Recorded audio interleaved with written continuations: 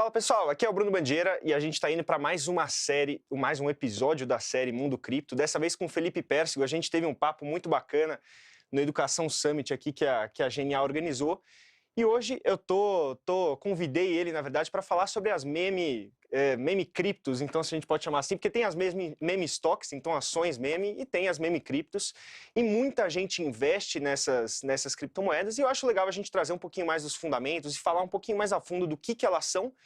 E de quebra, como a gente sempre faz aqui, falar um pouco do momento de mercado. A gente teve algumas atualizações no decorrer da última semana, que eu tenho certeza que o Felipe vai adorar falar aí. Então, Felipe, antes de mais nada, para você se apresentar, eu queria saber um pouquinho da sua história no mercado de cripto. Eu sei que é muito bacana, a gente já trocou ideia sobre isso.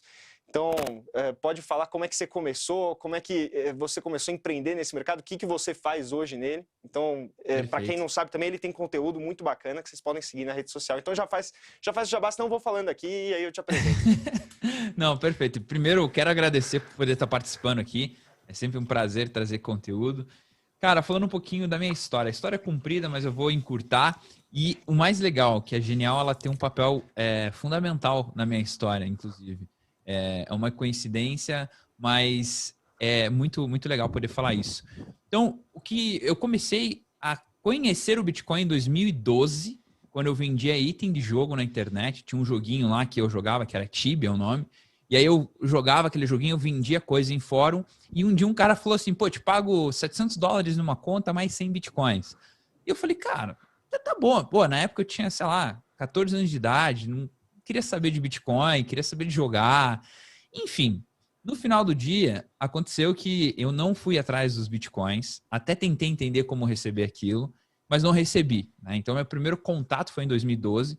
Eu achei alguns e-mails e depois eu contabilizei quantos bitcoins eu tinha deixado de receber. Era próximo de 1.500. Então, minha história já começou meio dramática, né? 2012, 2013 conheci e deixei de ter uma bela quantia de bitcoin. Eu vim investir em 2016 para 2017 em bitcoin de novo. Aí eu vendi um carro que eu tinha, até não recomendo vocês fazerem isso. Na época, eu só tinha o carro, para mim fez sentido. Vendi meu carro, coloquei em Bitcoin, vi o Bitcoin subindo de preço. Acabou que meu amigo que tinha me ajudado a investir em Bitcoin não tinha me ajudado a investir em Bitcoin, tinha me ajudado a investir em uma corretora que no final do dia aquela corretora quebrou.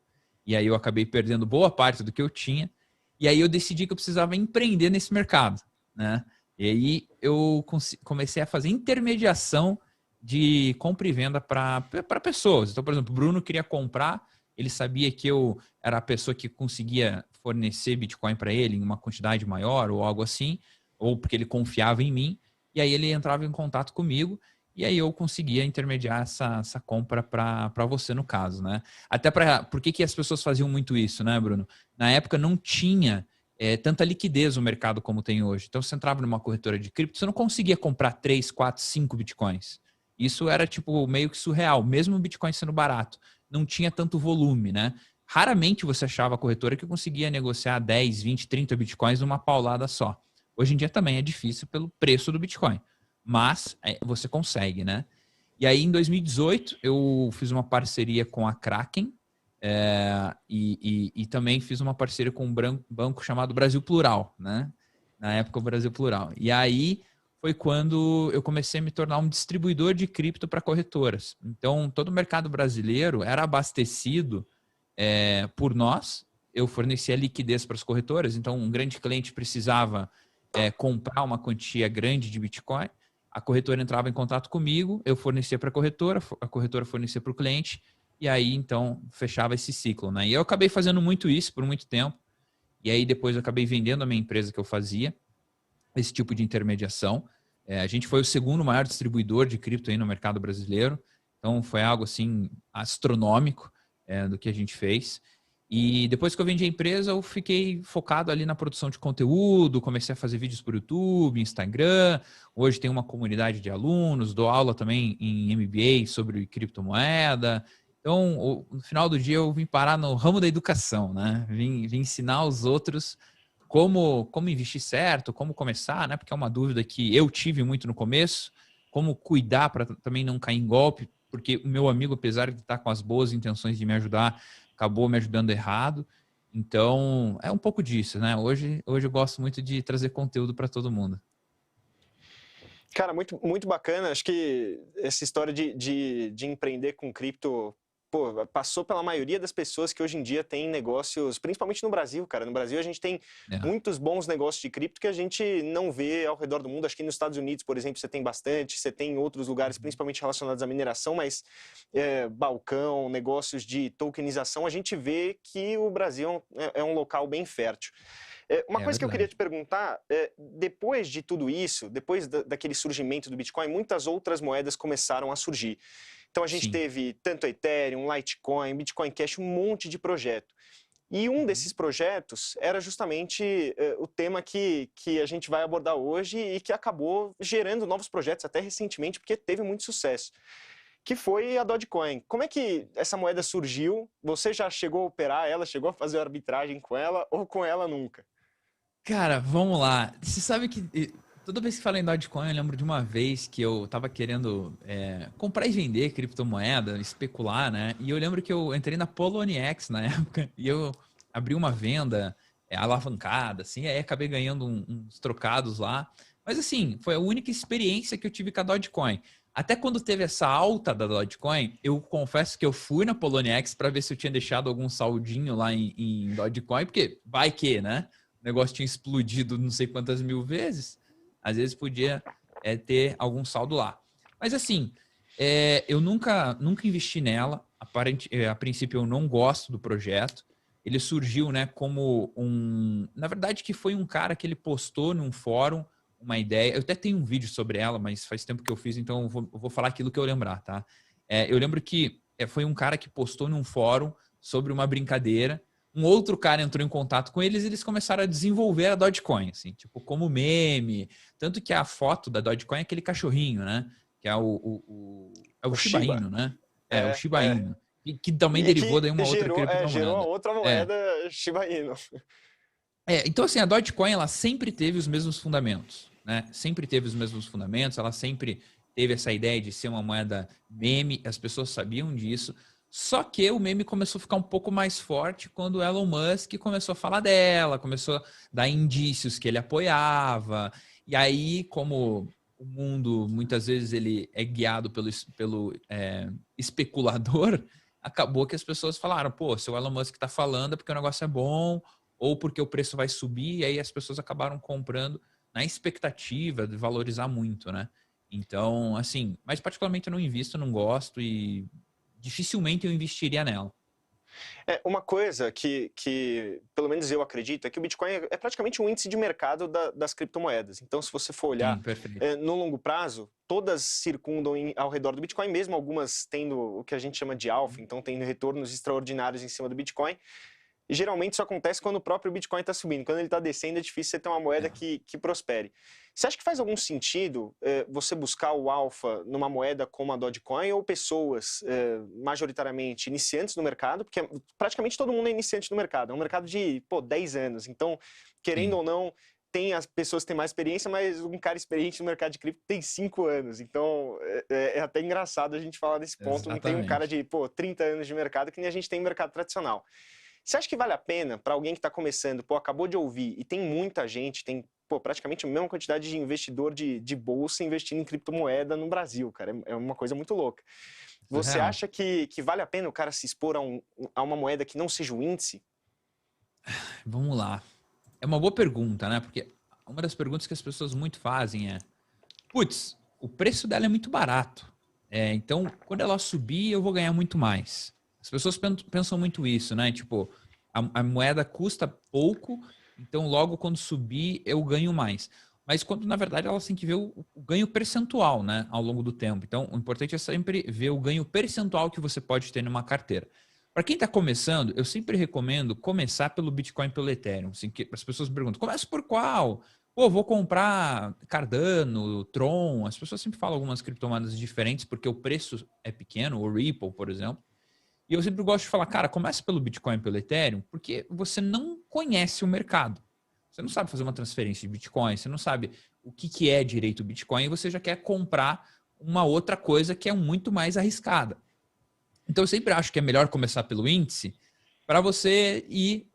Eu gosto de comparar quando você vai entrar no mar ou numa uma piscina de água gelada. Você coloca o tornozelo, depois você vai e molha a canela, você vai pro joelho, pra coxa, até a hora que você tá embaixo da água, né? Então, o Bitcoin e o Ethereum seria o pezinho na água. Depois que se a pessoa quiser incorporar outras criptomoedas, aí faz todo sentido. Se ela quiser colocar Dogecoin, puxa, ela é livre para fazer aquilo que ela quiser, né? Mas o importante é começar em algum mercado. Eu, particularmente, recomendo o Bitcoin ou o Ethereum para essa pessoa ir se adaptando no mercado como um todo. A gente tem a Isa na área aqui de research, que ela cobre fundos imobiliários. Ela falou exatamente isso para mim. Ela falou, para um investidor que quer começar a investir, o fundo imobiliário é uma coisa excelente, porque você vai ver o seu dividendo, entre aspas, o seu rendimento entrando lá todo mês, você vai entender como é que aquela dinâmica funciona, que o preço do ativo é variável, e vai ser muito simples para você entender toda aquela dinâmica. É diferente de você investir, pô, uma empresa com 95% de dívida, um case que vai, pô, se reinventar nos próximos 10 anos, que você não sabe muito bem quando ele vai te remunerar. Então, eu acho que essa relação entre você investir no ativo, que é o core, o pioneiro do mercado que todo mundo conhece, e investir num ativo como o Dogecoin é super válido nesse caso.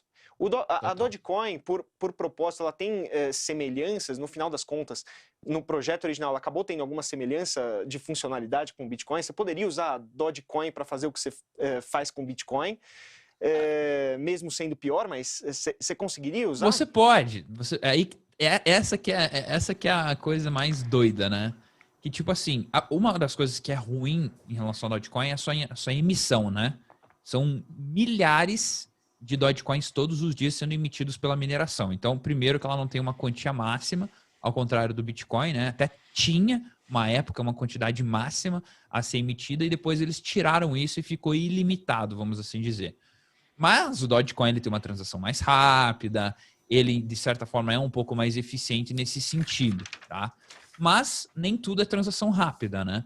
Porque se as pessoas querem investir em um projeto para ter ganho, para ter usabilidade, aí, puxa, não sei se a Dogecoin faria sentido, mas sim, você pode usar a Dogecoin para comprar pão, para fazer compras no mercado, você pode fazer essas coisas e provavelmente vai ser até mais rápido do que usar o Bitcoin. Mas como o mercado cripto ele é muito regido pela confiança do usuário naquela cripto, as pessoas não confiam tanto nos desenvolvedores ou até mesmo na própria criptomoeda, né? É porque um argumento que eu já ouvi, inclusive esse, pô, ela pode ser emitida em tese ao infinito. Ela vai ter mais liquidez que o Bitcoin se a gente for olhar por essa síntese em algum momento do tempo.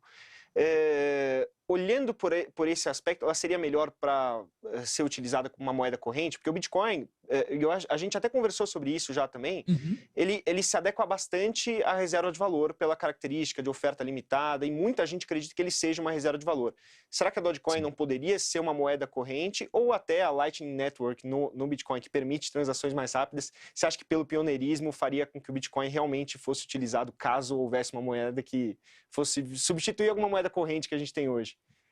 Olha, eu acho que substituir moeda corrente a Dogecoin seria o meme do meme, assim. Seria tipo o A meme gente que já tá zerou a daqui a vida. 20 anos gargalhando do... A gente já tá assim, cara, o mundo ele tá bizarro, entendeu? O Dogecoin virou a moeda dos Estados Unidos, por exemplo. Óbvio que tem mais liquidez, só que a inflação é muito maior, né? Como você comentou.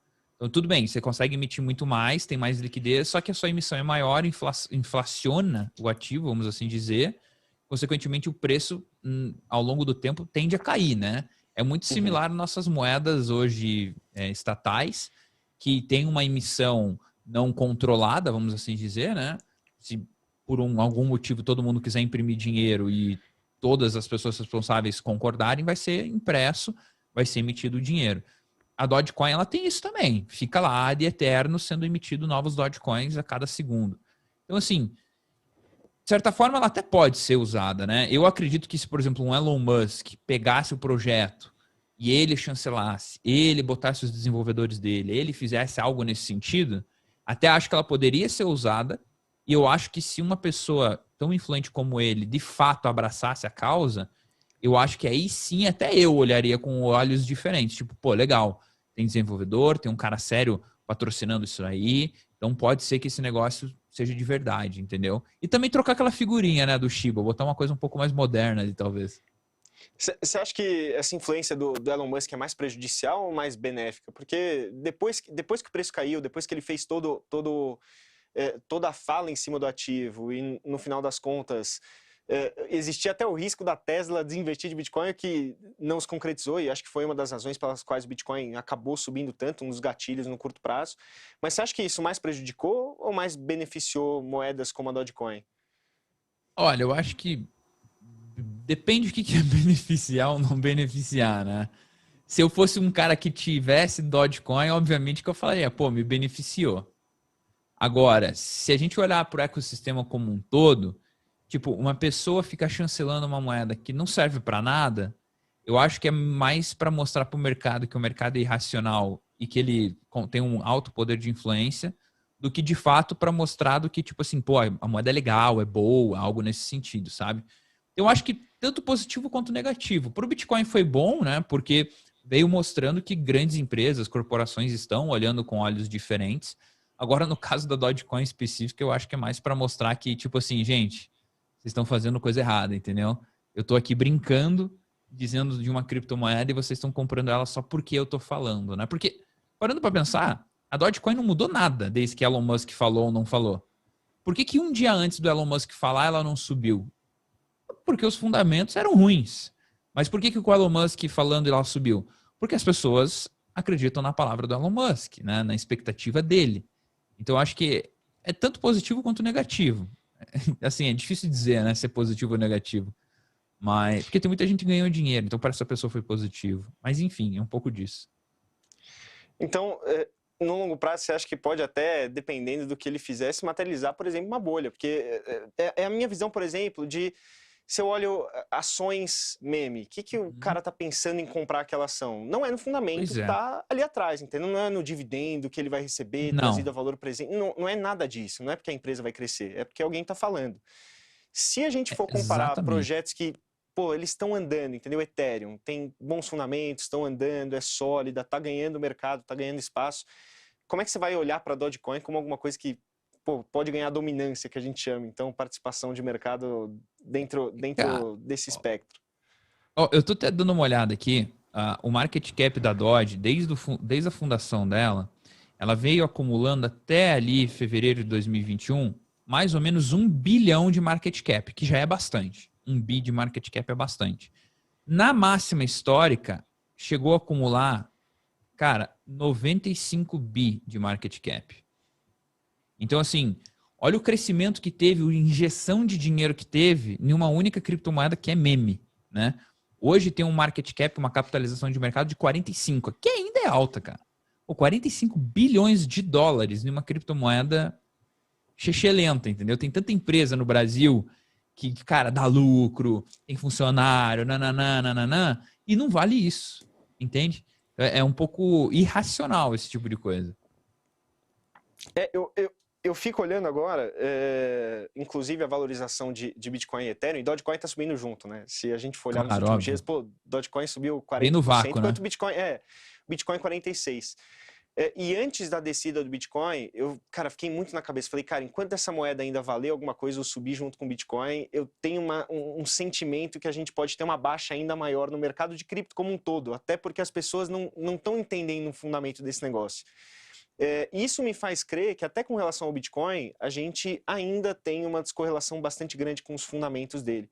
Você acha Uhum. que dá para utilizar isso como um indicador de, pô, internet, sabe? Quanto mais pessoas estão falando, quanto mais uma meme stock valoriza, quanto mais isso continua se perpetuando ao longo do tempo, mais a gente pode ter risco, até a percepção de risco de que até moedas mais mainstream, como Ethereum ou Bitcoin, estejam não sobrevalorizado, porque eu acho que acaba valendo muito mais, mas no curto prazo elas possam sofrer um pouco caso estoure uma Posso. bolha. Eu acredito que sim. Eu acredito que o mercado ele tem uma bolha, né? É intrínseco dele vir surgindo bolhas. Se você pega o número de criptomoedas novas que surgiram e que tem por exemplo, tem uma criptomoeda chamada ICP. Era uma criptomoeda que tem bilhões, surgiu do nada e tá ali. Sabe? Tem várias criptomoedas que vêm surgindo que não fazem muito sentido. Em relação ao Bitcoin e o Ethereum e qualquer criptomoeda no final do dia, só sobe o preço porque as pessoas estão comprando. Porque se as pessoas pararem de comprar e se as pessoas não tiverem dinheiro para comprar Bitcoin, o Bitcoin não sobe de preço. Né? Então é oferta e demanda. Tem gente comprando, o preço está subindo. Tem gente vendendo, o preço está caindo. Então no final do dia eu acredito que assim, se o Bitcoin ele se prova como uma reserva de valor, algo nesse sentido, ótimo. Aí, beleza, eu acredito que não teria esse problema, né? Mas hoje é muita expectativa. Vale dizer, você acredita que o mercado vai continuar crescendo? Eu acredito. Mas também eu tenho um certo receio, até por isso que eu não sou 100% em Bitcoin nem em cripto, porque é um mercado extremamente novo. A gente não sabe como que as regulamentações vão vir, a gente não sabe se um dia eles vão criminalizar, que nem eles fizeram com o ouro lá em Bretton Woods, né? Cara, quem tiver ouro tem que pagar uma multa ou vai para cadeia, se não entregar o ouro. Então, assim, tem muita coisa que É um é cenário muito incerto, né? incerto ainda. É muito incerto. É um cenário Mas totalmente eu tô incerto. pagando o risco, né? Então, por isso que eu comprei Bitcoin a $2.000, meus primeiros Bitcoins. Então, assim, eu tô desde $2.000 comprado na briga de que esse negócio vai ser um bom negócio, né? E a cada ano que passa eu tenho visto que foi uma excelente briga que eu comprei, né?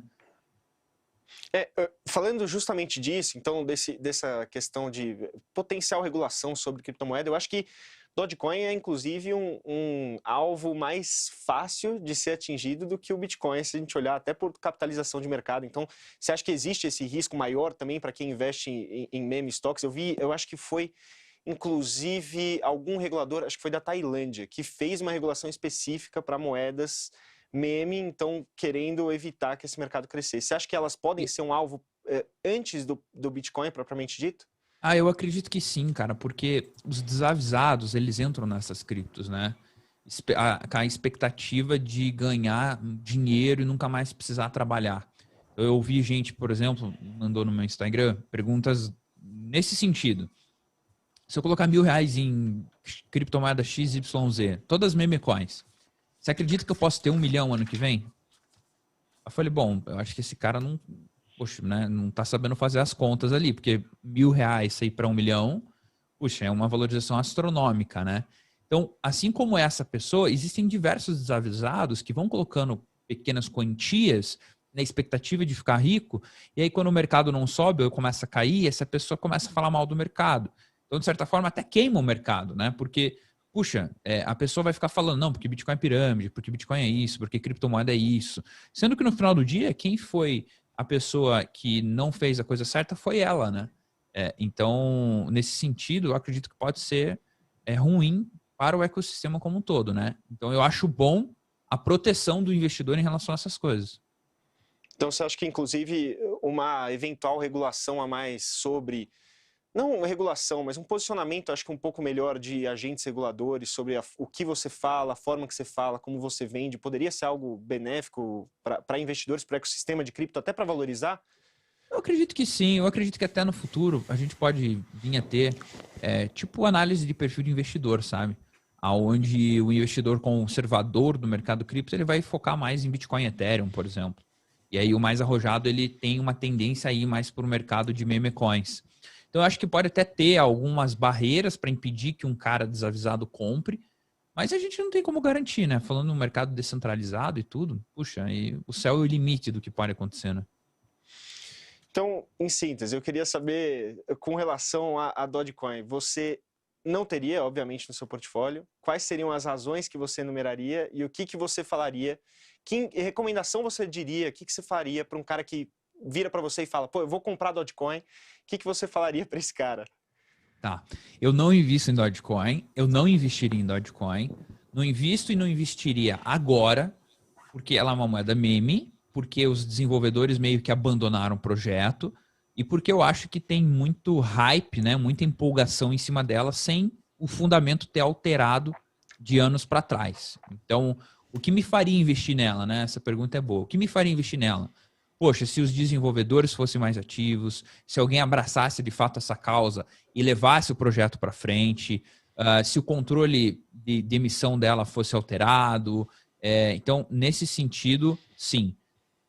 Da forma que está hoje, não investiria.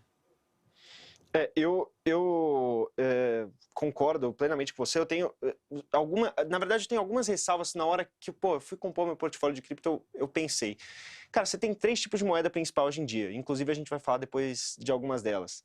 Acho que as moedas que são mais classificadas como reserva de valor, então que você consegue enviar e receber, que é mais o que o Bitcoin se adequa, você envia de A para B sem precisar confiar do intermediário.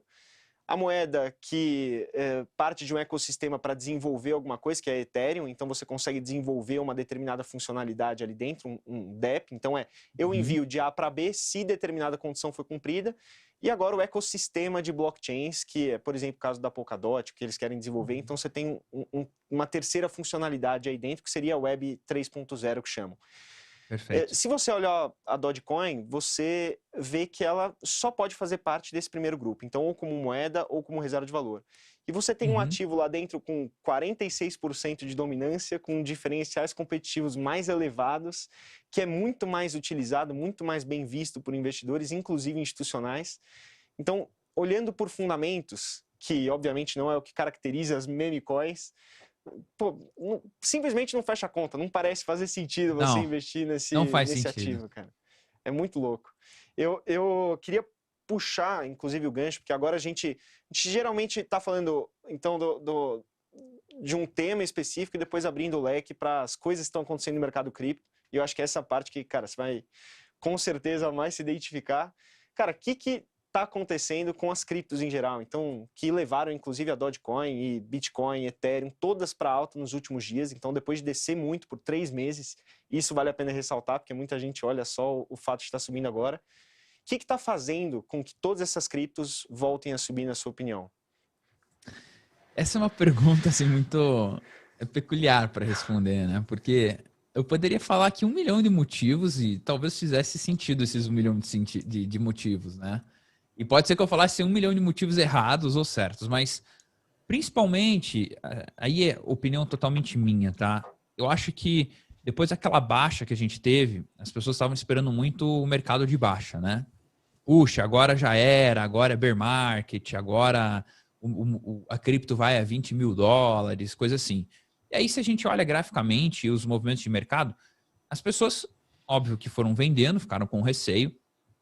Grandes investidores venderam lá em cima, e isso também derivou o preço a cair. Só que, com o passar do tempo, a gente conseguiu ver, até através de indicadores fundamentalistas, que os institucionais continuaram comprando o Bitcoin nessa baixa.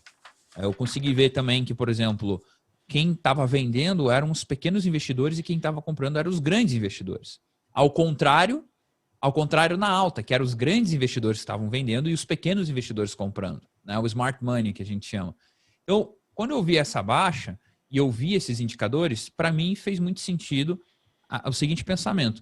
Puxa, se os grandes estão comprando é porque eles estão acreditando no fundamento e eles estão vendo que está desvalorizado em relação ao que deveria estar valendo, né?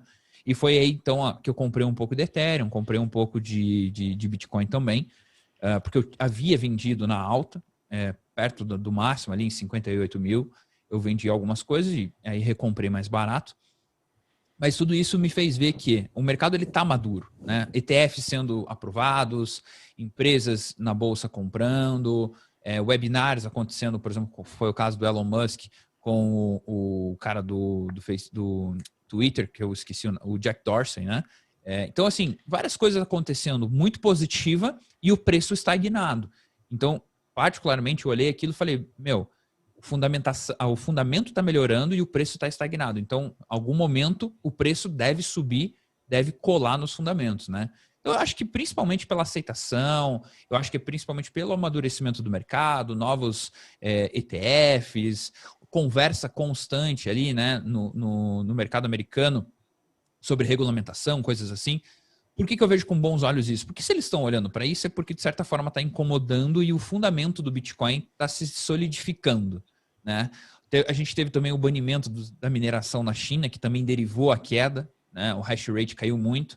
Só que o que as pessoas não sabem é que, apesar disso ter sido negativo, entre aspas, o poder computacional do Bitcoin era 65% na China, o que é centralizado, basicamente, né? Mais 51% do poder computacional estava lá. Quando eles bloqueiam as mineradoras na China, os mineradores têm que se espalhar pelo mundo. E isso, consequentemente, faz com que o Bitcoin se torne mais descentralizado, porque sai de um único país 65% do poder computacional e se espalha pelo mundo. Então, mesmo em cima de algo muito ruim, ainda ele conseguiu solidificar ainda mais a tese do Bitcoin da descentralização, de um negócio diferente, sabe? De fato, antifrágil. Veio algo ruim, uma proibição, e tornou aquilo em algo muito mais forte. tornou o Bitcoin mais descentralizado, né? E essa, inclusive, para as pessoas que faziam crítica antes, era uma das razões que maior pênalti, né? Porque você tem uma moeda que é descentralizada, cuja mineração é muito centralizada em um país. Você acha que a queda da mineração e também da hash rate, que foi muito acentuada, diminuiu também a percepção de impacto ambiental muito grande por questões da mineração ter diminuído sua atividade? Ou você acha que não faz muito sentido porque, no final das contas, é uma coisa que é inerente ao ativo? Então, mesmo que tenha diminuído no curto prazo, vai voltar a subir? Não, com certeza vai voltar. O hash rate vai voltar, né? Tem estudos que mostram que a mineração de Bitcoin usa entre 40% e 50% tudo energia renovável. Tá? Eu tenho mineradora nos Estados Unidos, com um colega meu, e a gente usa gás natural. A gente pega gás excedente de indústria, conecta lá tipo um transformador, um gerador naquele gás, e transforma em energia elétrica. O que antes o cara tinha que jogar na atmosfera e pagar uma multa para o governo, agora ele transforma em energia para as máquinas de mineração, né? Então, assim, as pessoas estão usando energia renovável. Então, essa parte eu acho que é mais falácia do que outra coisa. A questão do hash rate tem uma correlação muito grande do hash rate com o preço.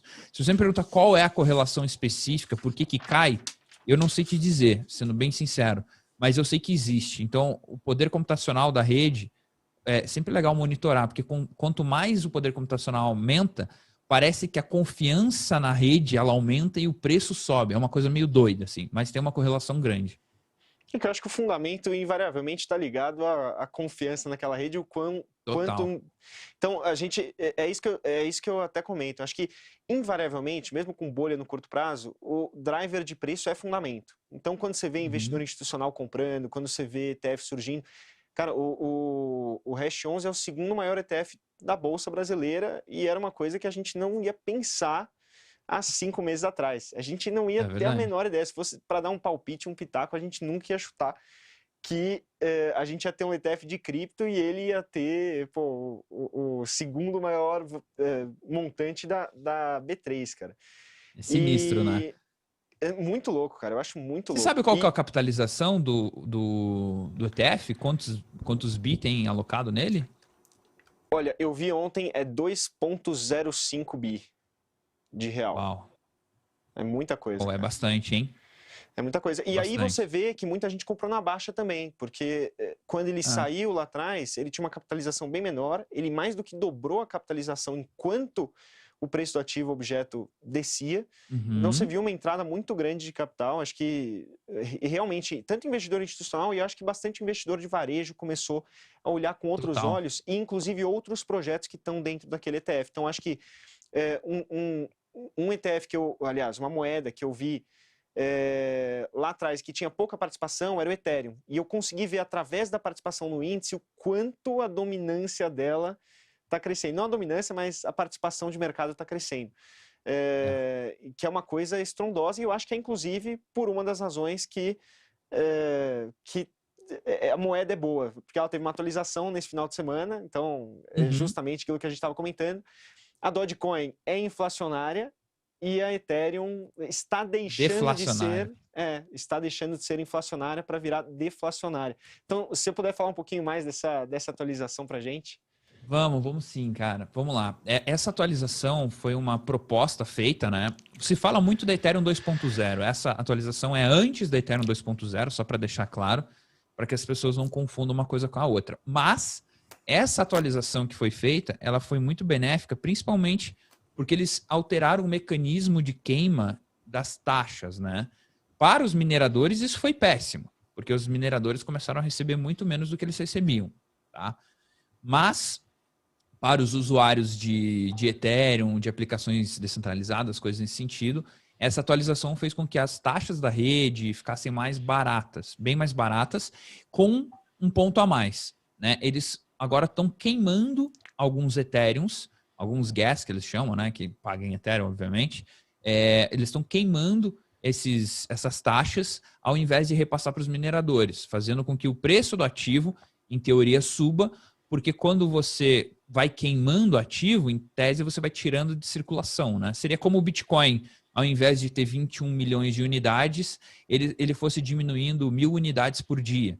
Aí isso faria com que o Bitcoin começasse a diminuir de tamanho e o preço daquele ativo subisse, né? Mas basicamente foi uma atualização nas taxas e também na queima de Ethereums de taxa, vamos assim dizer. Eu não lembro agora o termo específico, mas foi essa basicamente a atualização, né? Acredito que você pode complementar com isso, né, Bruno? É a mesma coisa que a gente vê no Bitcoin, inclusive quando tem o halving, o preço sobe, mas no caso do Bitcoin não é porque ele está deflacionando, é porque a remuneração, então a quantidade de moedas que está sendo jogada no mercado, ela está diminuindo pela metade toda vez que a gente tem um halving, e é justamente, se a gente for olhar, tem uma correlação bastante grande com a subida de preço. Então, eu acho que isso, inclusive, é um trigger bastante interessante para Ethereum. A minha única preocupação, e eu queria que você também fizesse comentário sobre ela, se isso desincentiva a mineração cedo demais antes da Ethereum 2.0. Porque a Ethereum 2.0, em tese, coloca o Proof of Stake, que vai mudar esse modelo como um todo.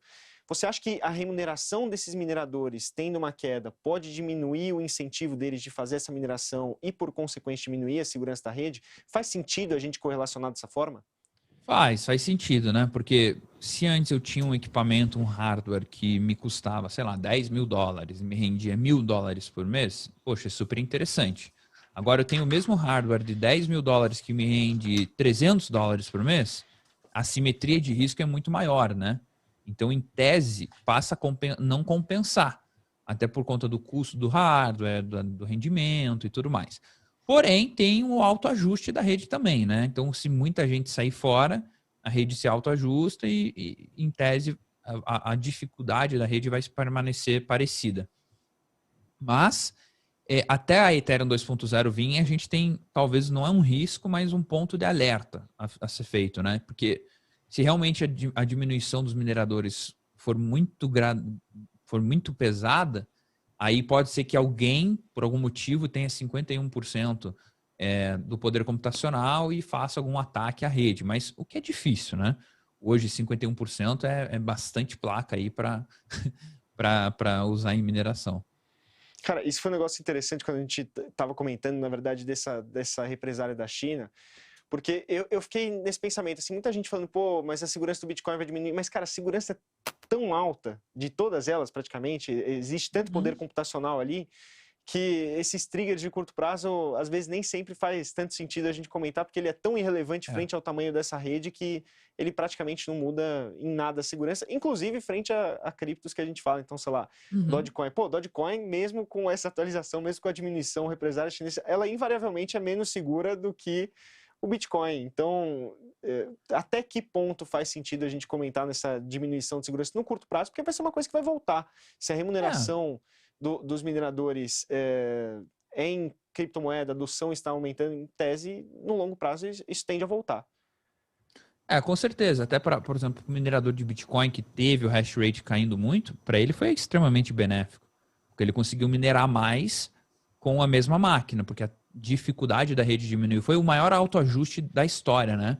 Eu não lembro agora ao certo quantos por cento foi, mas acho que foi 60%, 50%, uma coisa assim.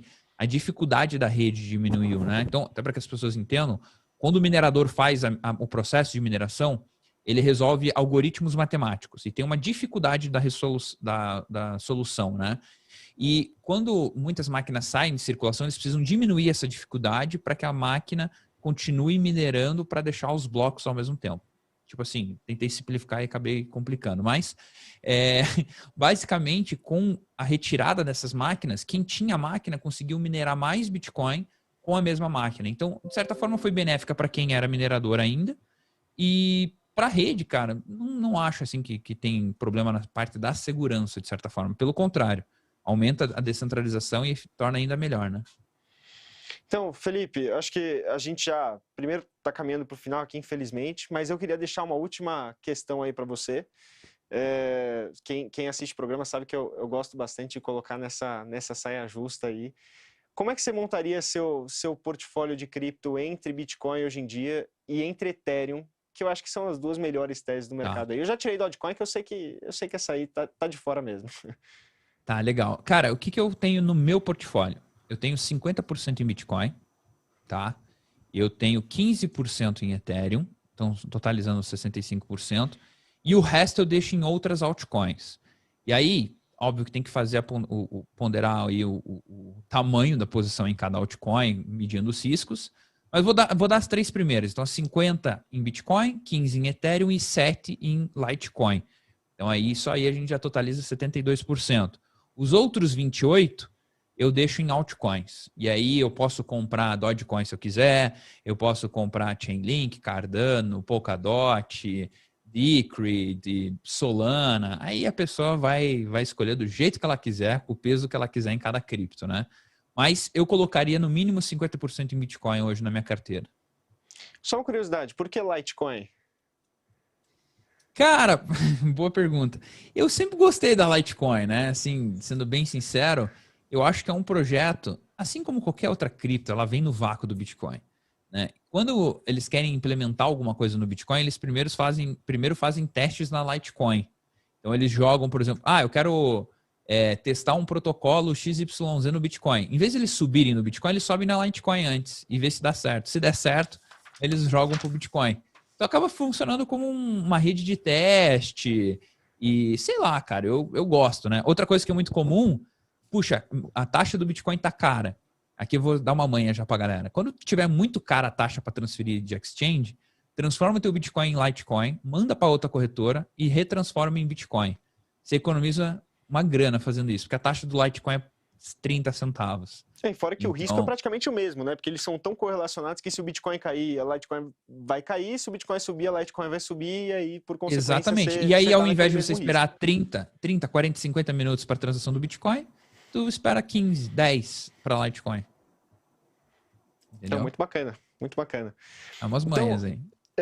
Felipe, eu queria te agradecer, como sempre, o papo foi muito bom. Então, eu obviamente quero te chamar para próximas vezes, sempre, quando possível. É muito bacana poder distribuir mais conhecimento para o mercado. Acho que, para quem não conhece, quem quiser seguir, vai lá no Instagram do Felipe. Pode dar seu Instagram aqui, pode dar seu YouTube, o nome para o pessoal. Então, claro, não sei é Felipe Persigo, é como o meu nome, tá? É só digitar Felipe Persigo. Eu vou deixar nos comentários aqui, inclusive, no chat. Eu acho que ele está na descrição do vídeo, então quem quiser, segue lá. Eu, inclusive, já tinha visto o conteúdo dele antes de conhecê-lo, e aí depois eu fui conhecer por intermédio de outra pessoa. Falei, você que é o cara que faz tal conteúdo, não sei o quê. Muito bom, segue lá, não deixe de aproveitar. É isso, Felipe, queria te agradecer muito. Um abraço, pessoal, e até a próxima.